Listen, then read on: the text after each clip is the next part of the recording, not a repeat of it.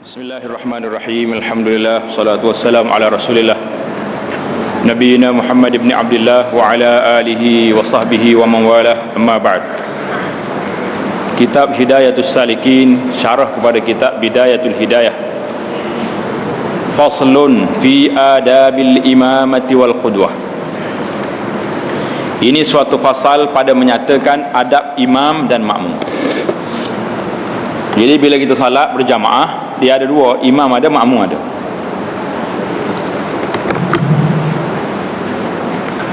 Bermula adab bagi imam dan makmum itu 25 perkara.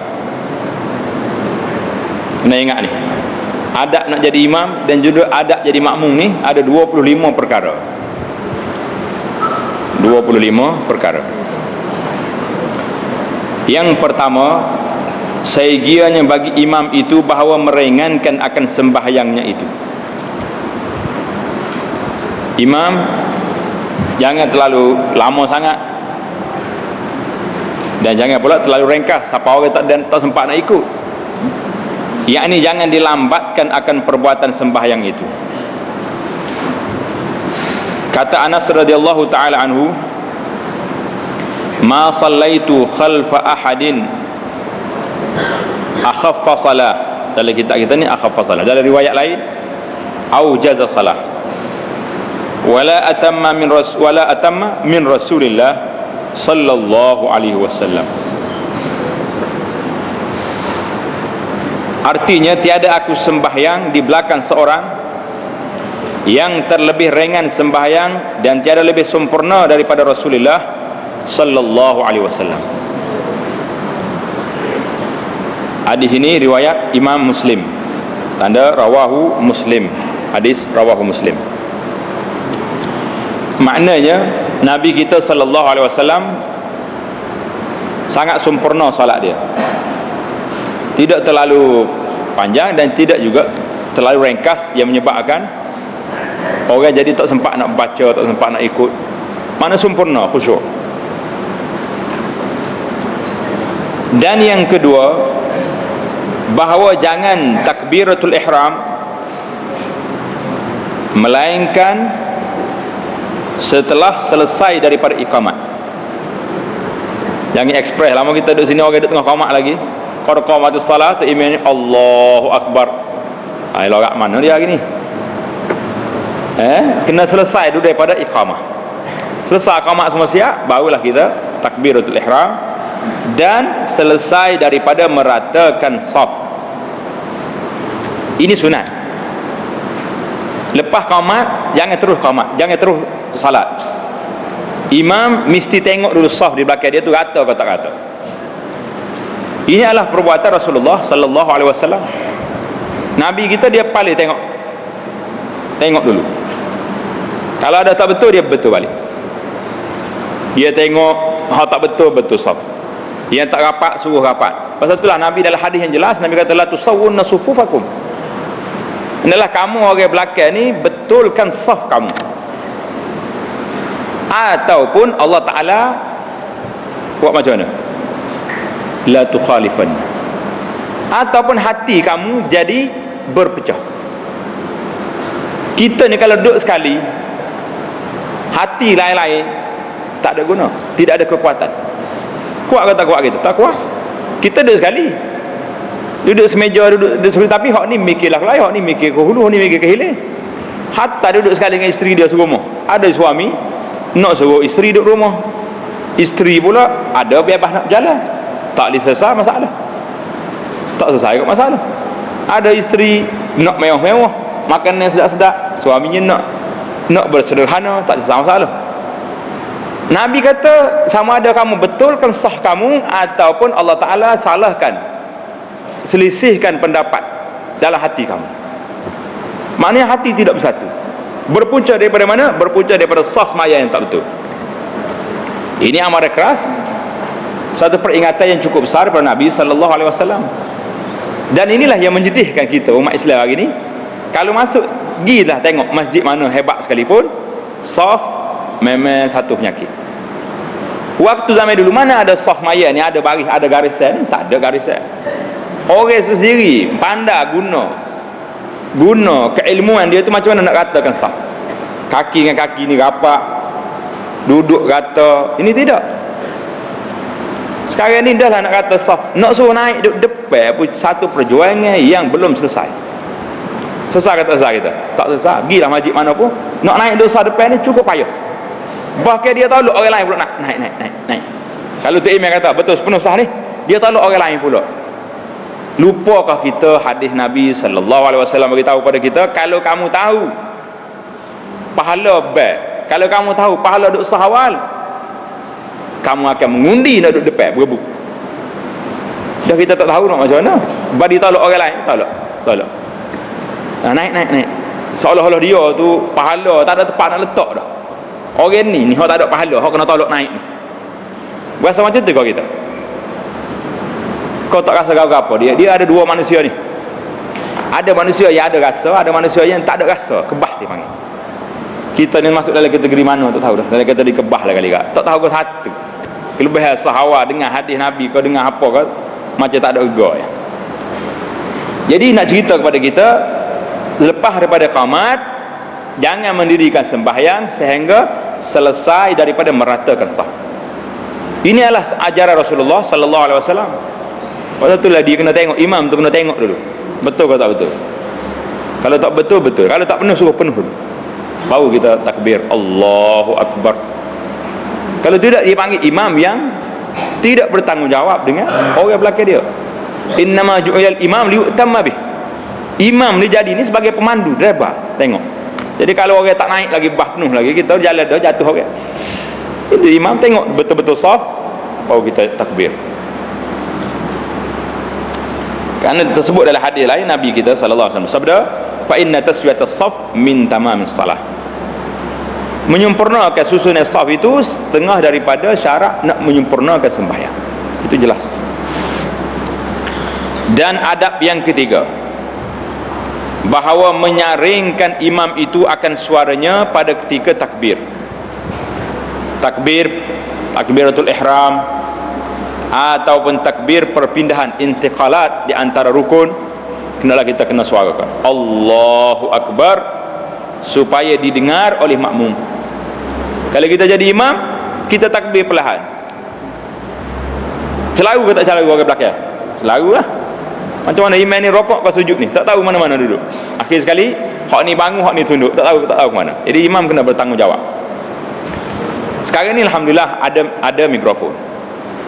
Taib, kalau tengah kita semaya, mikrofon kita mati, elektrik mati, tak ada api.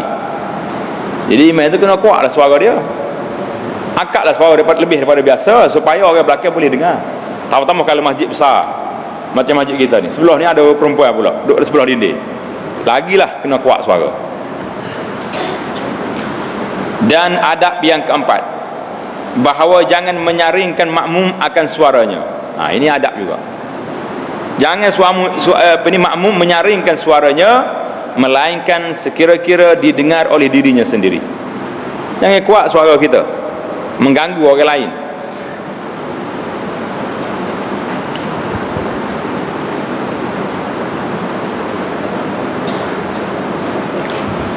Dan adab yang kelima, seyogianya bagi imam berniat akan imamnya itu supaya dapat fadilat berjamaah.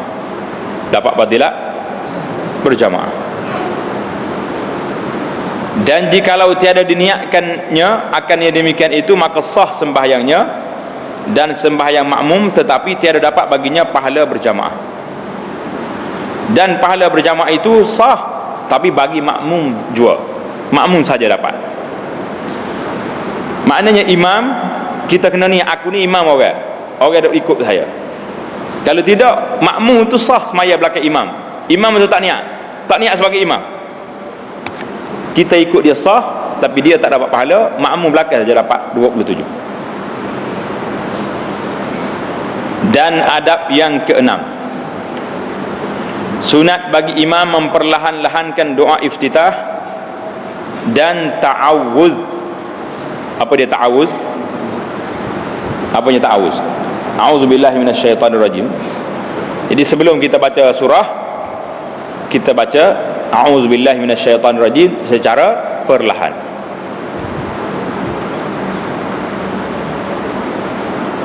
Seperti sunat memperlahankan akan yang demikian itu bagi orang yang sembahyang sendirinya. Orang sembahyang sendiri, sembahyang seorang, sunat perlahan. Dan adab yang ketujuh, sunat bagi imam menyaringkan suaranya pada membaca Fatihah dan surah pada 2 rakaat subuh dan 2 rakaat yang pertama pada sembahyang maghrib dan isya. Dan demikian lagi sunat akan demikian itu bagi orang yang sembahyang sendirinya. Mana sama ada kita sembahyang seorang, sembahyang jadi imam atau sembahyang sendirian, sembahyang seorang, maka sunat kita kuatkan suara di tempat yang tersebut. Dan adab yang ke-8, sunat bagi imam dan makmum dan orang yang sembahyang sendirinya bahawa menyaringkan mereka itu akan amin pada sembahyang yang nyaring. Jadi kalau kita sembahyang seorang apa, amin tu kena kata waladdallin, amin, kena ada. Dan adab yang ke-9, sunat disertakan amin makmum dengan amin imamnya. Jangan terdahulu dan jangan terkemudian. Nak serentak. Biar imam kata waladdallin, orang belakang jangan terus sambung amin lah. Tunggu imam kata dulu amin, biar serentak. Jadi jangan lama sangat imam break tu. Kalau tidak nyepitah orang belakang pula. Kerana sabda Nabi sallallahu alaihi wasallam, idza ammana al-imamu fa aminu fa innahu man wafaqa ta'minuhu ta'minal malaikah ghufira lahu ma taqaddama min dhanbihi wa ma ta'akhkhar. Artinya apabila mengucap imam akan amin, maka sertakan oleh kamu mengucap amin. Mana kamu ucap sama dengan imam, maka bahawasanya barang siapa muwafaqat aminnya itu, muwafaqat mana bersama aminnya itu, akan amin malaikat, nascaya diampun baginya akan yang terdahulu kesalahan daripada dosanya dan yang terkemudian, besar atau tak besar kelebihan dia. Dan adab yang ke-10, hadis ini rawahu al-Bukhari. Dan adab yang ke-10, sunat bagi imam diam seketika. Diam seketika kemudian daripada membaca Fatihah. Jadi lepas baca Fatihah tu break sekejap sebelum baca surah, supaya ia dapat bernafas. Jadi imam tu boleh tarik nafas sekejap. Dan sunat bagi makmum, makmumnya macam mana? Sunat bagi makmum pada tempat diam imam itu membaca Fatihah pada sembahyang yang nyaring. Jadi imam lepas pada waladdallin, amin, dia ada saktah, dia panggil. Dalam istilah bahasa Arab dia panggil saktah, maknanya break sekejap. Waktu imam break tu dia ni, makmum terus baca Fatihah. Bismillahirrahmanirrahim, alhamdulillahirabbil alamin, cepat.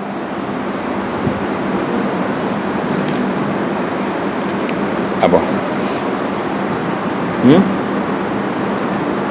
Diam sedikit. Betul? Sedikit.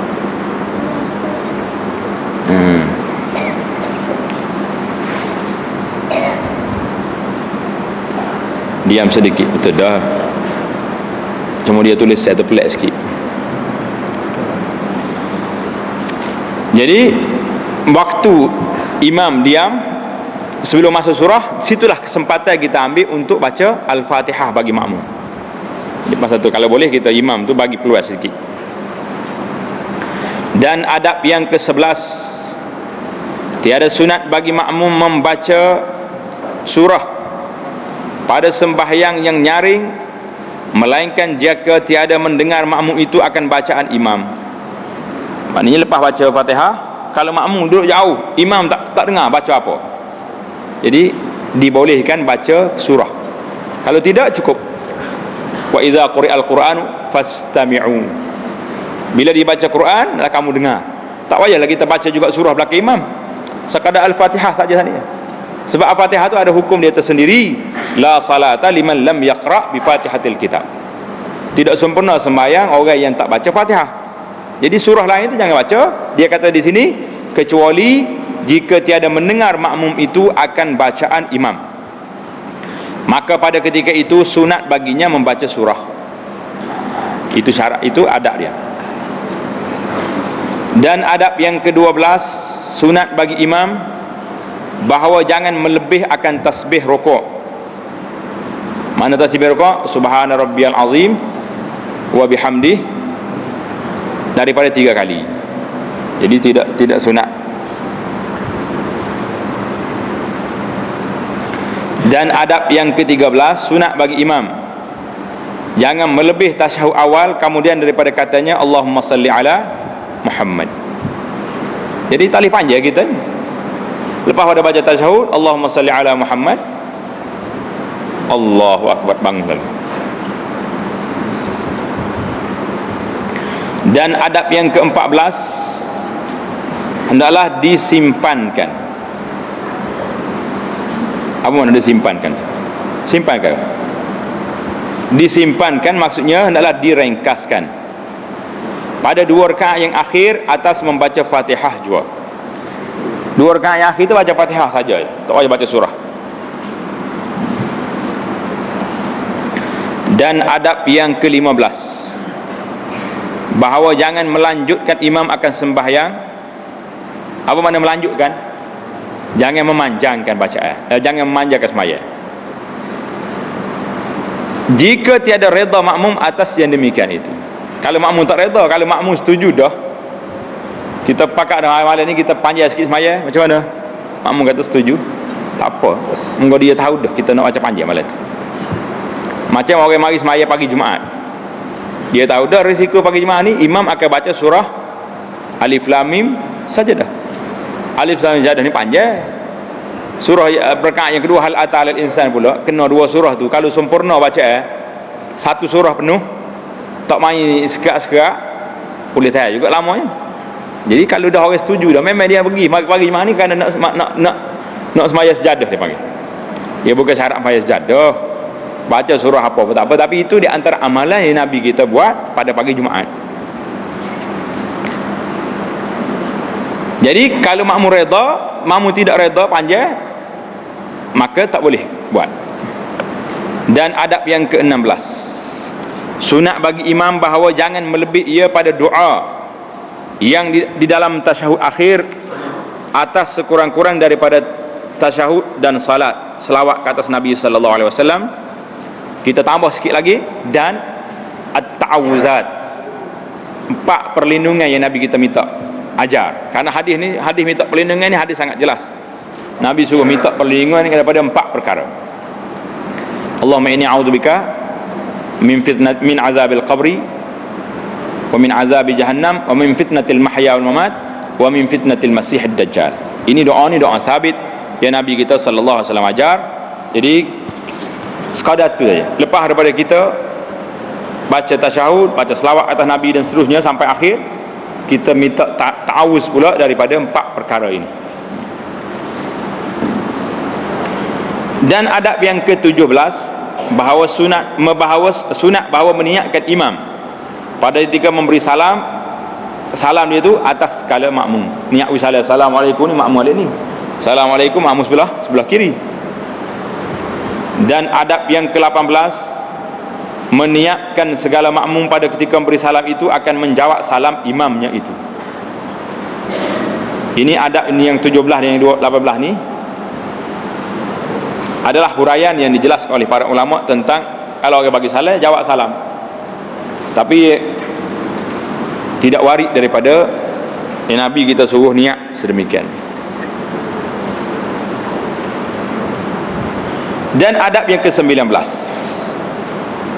sunat bagi imam itu berhenti seketika pada tempat sembahyang kemudian daripada salam itu.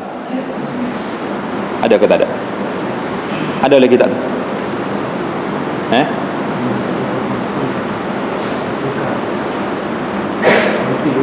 Macam mana? Apa dia kata? Atau baca ni sunat.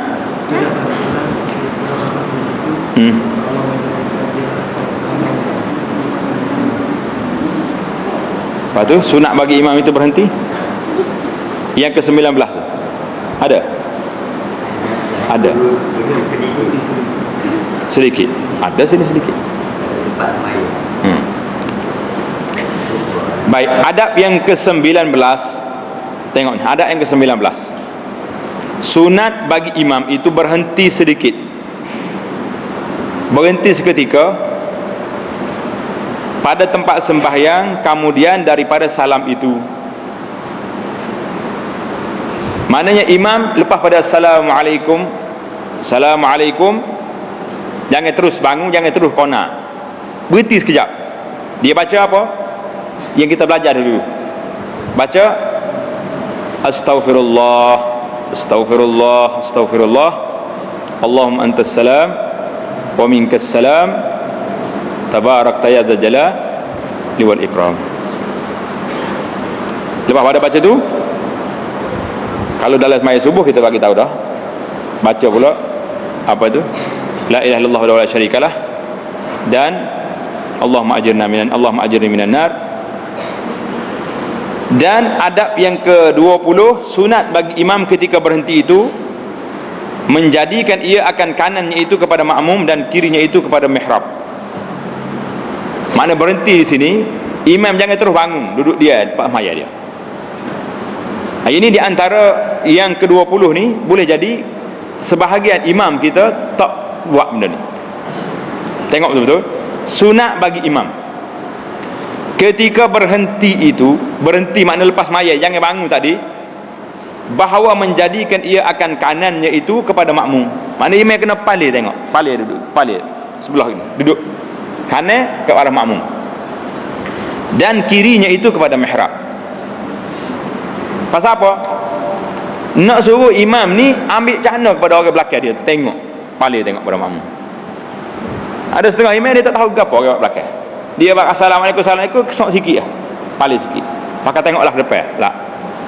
Yang sunatnya imam kena paling, tengok mana-mana pelajar kita dah jadi ustaz nanti, ingat benda ni. Assalamualaikum, assalamualaikum, berhenti sekejap, Allah astaghfirullah 3 kali, Allahumma antas salam, habis itu kita paling ke arah, palinglah kanan, paling betul, biar kanan kita tu ke arah makmum dan pipi kiri kita ni ke arah mihrab. Jangan duduk dia atas tikar, maka tak bergerak, tak tahu apa belakang ni, duduk tengoklah ke depan. Itu tak kena dari segi peraturan ni imamah sembahyang berjamaah. Dan adab yang ke-21, sunat bahawa jangan bangkit imam, jangan bangkit makmum, melainkan kemudian daripada bangkit imam. Itu yang sunatnya. Mana kalau makmum ni tak ada masalah, tak ada nak cepat pergi, jangan dia bangkit selagi imamnya tak bangkit. Pasal itulah imam mengikut sunnahnya, dia tidak duduk lama di tempat sembahyang dia. Sekadar dia baca tasbih astaghfirullah tadi, kata dia paling sebelah kanan, paling ke arah makmum dia zikir sekejap, lepas tu dia bangun. Barulah kita bagi peluang kepada makmum kita, baru boleh bangun. Tengok ni, asal dia buat macam ni. Sunat bagi imam ketika berhenti itu apa ni? Sunat bahawa jangan bangkit makmum, melainkan kemudian daripada bangkit imam. Dan sunat bagi imam dan makmum itu bahawa bangkit ia pada pihak hajatnya, sama ada pada pihak kanan atau pihak kiri. Jadi makmum tengoklah nak bangkit alik kanan ke nak balik alik kiri, nak gilah kanan lagi lah kiri, tengok perlu kita. Kalau pintu belah ni bagus ke kiri, kalau pintu belah ni pergi ke kanan, gitu maksud dia. Maka jika tiada baginya suatu hajat, maka sunat ia bangkit pada pihak kanan, kerana Nabi kita sallallahu alaihi wasallam yuhibbut tayamun fi kulli syai, suka benda kanan dalam semua perkara dia, suka alik kanan. Dan adab yang ke-22, bahawa jangan menentukan imam akan dirinya dengan doa dalam kunut, atau dalam kunut subuh atau kunut witir. Ini dia panggil dari sudut adab berdoa. Imam jangan menentukan untuk dirinya. Jangan khususkan untuk dirinya dengan doa yang dia baca dalam kunut subuh ataupun kunut witir. Maksud dia baca mana? Dan pada nisf maknanya sebahagian yang terakhir pada bulan Ramadan, setengah yang terakhir daripada bulan Ramadan. Jadi dia baca apa? Jangan kata dan hanya sungguhnya sunat dibacanya dengan dhamir jamak. Dhamir jamak maknanya untuk ramai, iaitu Allahumma hdina fi man hadait. Jangan baca Allahumma hdini. Kalau mahdini kita doa untuk seorang kita lah. Jadi imam kena pandai baca Allahumma hdina, Allahumma ufil lana. Jadi semua guna perkataan na, kerana na ni menunjuk kepada ramai, saya pembaca dan orang belakang saya, semua sekali minta benda ni. Jadi kalau kita baca seorang Allahumma hdini fi man hadait, makmum belakang duduk amin. Amin kepada siapa? Amin untuk imam tu, bukan untuk dia, tak masuk dah dia tu. Jadi kena imam tu jangan khususkan dalam doa dia untuk diri dia seorang.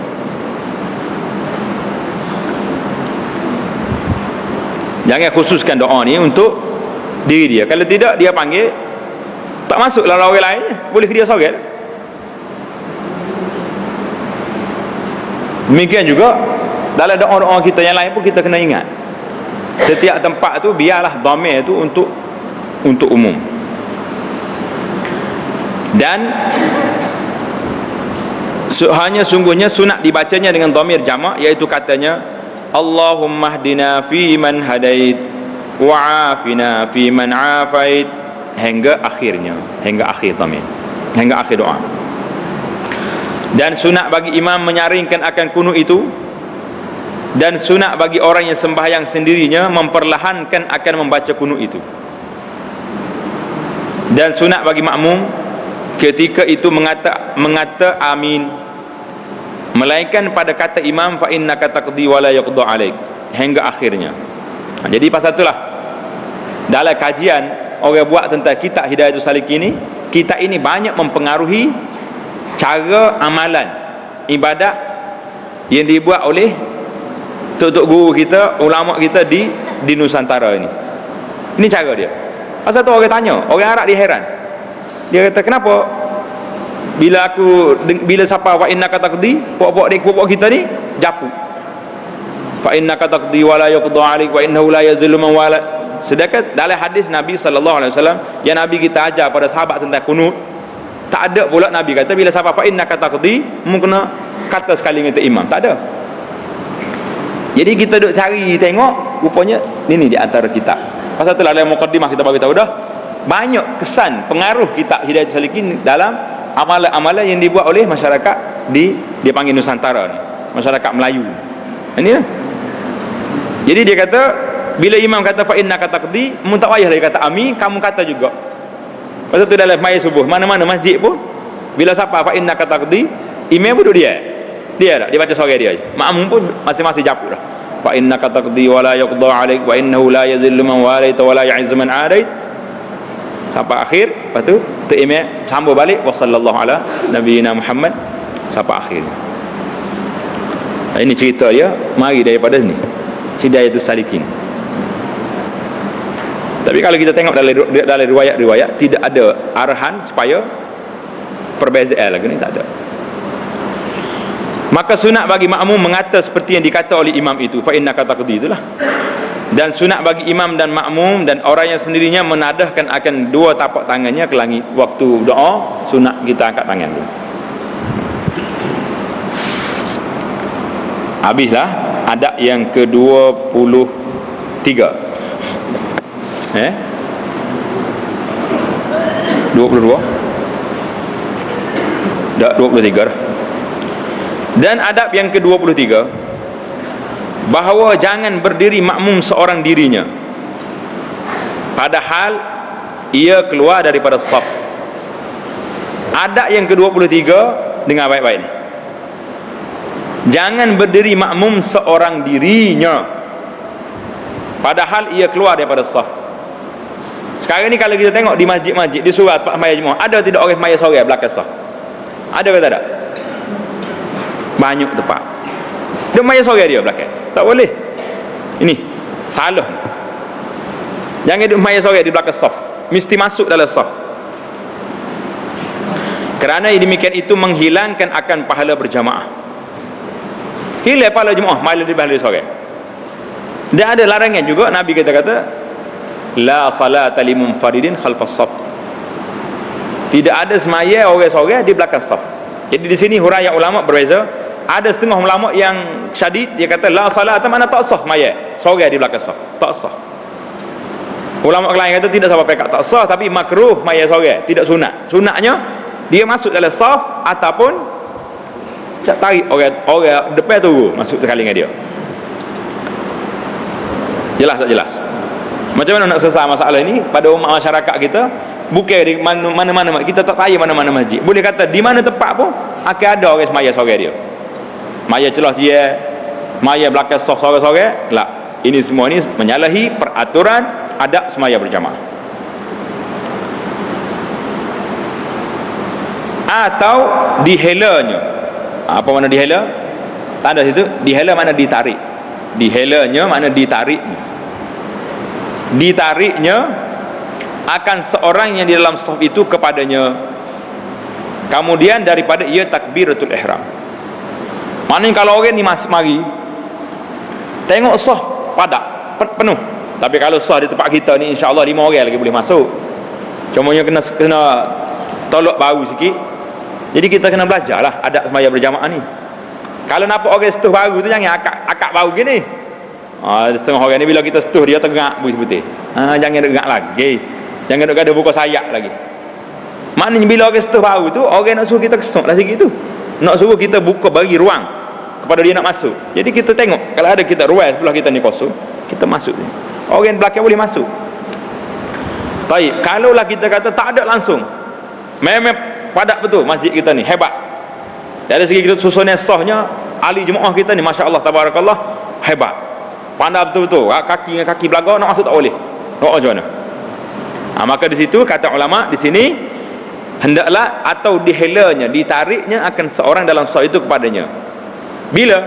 Kemudian daripada ia takbiratul ihram. Dia masuk dekat orang ni, Allahu Akbar, pegang tangan baru orang ni tarik tu. Jadi orang depan pun kena belajarlah adab ni. Jangan bila orang tarik kat mula nak dia tahu orang nak aku. Jangan. Mana orang ni perlu pada bantuan kita supaya dia tidak duduk seorang di belakang saf, kerana ini mahzur, dilarang oleh Nabi sallallahu alaihi wasallam. Duduk belakang. Cumanya ada juga perbahasan ulama di sini, boleh ke tidak kita tarik orang duduk di saf awal pergi duduk belakang? Kerana ini telah mengurangkan pahala sahabat kita tadi. Mengurangkan pahala. Boleh tak boleh? Orang itu duduk pahala saf awal, kita tarik duduk belakang. Jadi turun dan markah dia. Jadi turun markah tak turun markah. Jadi pasal itulah perbahasan ulama kata yang membenarkan tarik ni, dia kata lebih baik sahabat kita tu berkorban markah dia sikit daripada sahabat dia ni langsung tak boleh berjamaah duduk seorang belakang. Mana baik kita sedekah dia sikit, pahala kita daripada 90 jadi 85, daripada sahabat kita duduk seorang belakang tak boleh pahala langsung, pahala jamaah. Jadi lebih baiklah kita korban untuk dia sikit, undur. Jadi perbahasan itu panjang, yang pentingnya kita kena buat. Yang kita nak bagi peringatannya, jangan semaya di belakang saf, terutama di bucu ni, hujung masjid ni, hujung tiang akan ada seorang cokoh situ. Di manalah dia belajar adab semaya berjamaahnya, wallahu a'lam. Dalam kitab kita jelas tak boleh semaya seorang di belakang saf. Hatta 2 orang kalau depan ni kosong, kenapa hidup 2 orang situ? Hadza khata. Ini satu kesalahan yang rutin yang dapat kita lihat di mana-mana masjid, mana-mana surau, hasil daripada tidak tahunya kita adab. Yang kita kata jahil je marah orang, tak tahunya kita adab berjamaah. Kata tak tahu tak apa dah. Kalau kata jahil, berbahalah dia kata ustaz ni kasar kata korang. Jadi kita tarik balik jahil kepada tidak tahu. Boleh. Dan adab yang ke-24, nak habis adab kita ni. Adab yang ke-24, bahawa sunat bagi makmum yang dihelanya itu, mana sunat bagi makmum yang ditarik tadi, yang ditarik oleh siapa? Oleh kawan dia tadi. Apa dia kena buat? Sunat bagi makmum yang dihelanya itu mengikut akan yang menghelanya, maknanya mengikut akan orang yang menariknya. Mana kalau orang ni tarik sudut belakang, undurlah kita slow-slow supaya menolongi ia akan dia menolongi akan dia pada menghasilkan pahala berjamaah itu. Menolongi akan dia pada pahala yang menghasilkan pahala berjamaah. Jadi pahala berjamaah itu kita kena tolong kawan-kawan kita. Dan adab yang ke-25, bahawa jangan mendahului makmum atau menyamai ia akan perbuatan imamnya. Makmum jangan duduk langgar, dulu pada tu imam, jangan. Ataupun serentak dengan imam. Slow lah, tunggulah dulu sampai imam rokok, imam sujud, baru kita buat. Tetapi sunat bagi makmum itu terkemudian sekalian perbuatannya itu daripada perbuatan imamnya. Jadi makmum ni kena sunat, semua perbuatan dia mesti kemudian daripada perbuatan imam. Seperti bahawa ia jangan rukuk melainkan apabila sampai imam itu kepada sekurang-kurang rukuk. Maknanya imam dah turun dah, Allahu Akbar, yang nampak imam tu turun dah, barulah kita Allahu Akbar juga. Dan jangan sujud makmum itu melainkan apabila sampai imam kepada sekurang-kurang sujud. Dan sekurang-kurang sujud itu bahawa menyampaikan ia akan dahi pada tempat sujud. Mana tu email siapa dah baru kita ikut dia. Habislah kita. Berapa adab kita ni? Adab imam, al-imamah wal qudwah. Adab imam dan cara nak ikut imam. Adab imam dan makmum. Maknanya banyak lagi adab peraturan imam makmum itu. Tapi dalam kitab kita ni dia ambil asas saja, rumus saja sebagai hidayatus salikin, petunjuk kepada orang yang nak berjalan. Pasal itulah dia setiap perkara dia tidak terlalu detail sangat, kerana banyak lagi benda lain lepas pada ni yang kita duk belajar ni sehari dua ni, iaitulah al-a'mal al-zahirah, amalan-amalan yang zahir. Bila habis yang zahir ni, kita akan masuk pula kepada amalan yang batin. Yang batin ni agak payah sikit. Pasal bendanya cakap senang, nak buat satu-satu benda tu cukup payah, kerana ianya memerlukan kepada mujahadah, memerlukan kepada ilmu, memerlukan kepada kekuatan jiwa dan quwwatul azimah untuk melakukan perkara tersebut. Jadi habislah kita bab tersebut. Kita akan masuk insya-Allah dalam bab faslun fi adabil jum'ah. Subhanakallahumma bihamdika asyhadu an la ilaha illa anta astaghfiruka wa atubu ilaik. Subhanakallahumma bihamdika asyhadu an la ilaha illa anta astaghfiruka wa atubu ilaik. Subhanakallahumma bihamdika asyhadu an la ilaha illa anta astaghfiruka wa atubu ilaik. Wa sallallahu wa sallam wa barak ala Muhammad wa ala alihi wa sahbihi ajma'in. Alhamdulillahirabbil alamin.